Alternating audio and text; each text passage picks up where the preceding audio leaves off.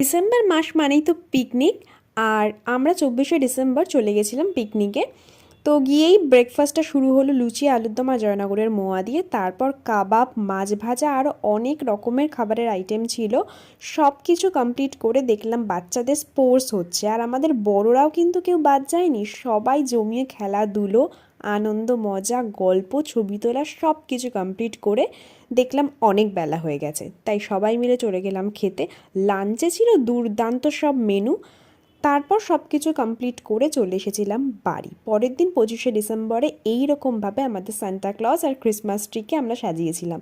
আর বাড়িতেই খুব খুব সুন্দর একটা ফ্রুট কেক আমরা বানিয়েছিলাম, খেতে কিন্তু দারুণ হয়েছিল। তোমরা ক্রিসমাসে কে কী করলে সেটা অবশ্যই কমেন্টে জানিও। আর বিকালবেলা মার কাছে একটু গিয়েছিলাম, তারপর একটু নিজেরা ঘুরু ঘুরু করে চলে এসেছিলাম বাড়ি। ভিডিওটা ভালো লাগলে অবশ্যই লাইক অ্যান্ড সাবস্ক্রাইব করে দিও। Till then, tata.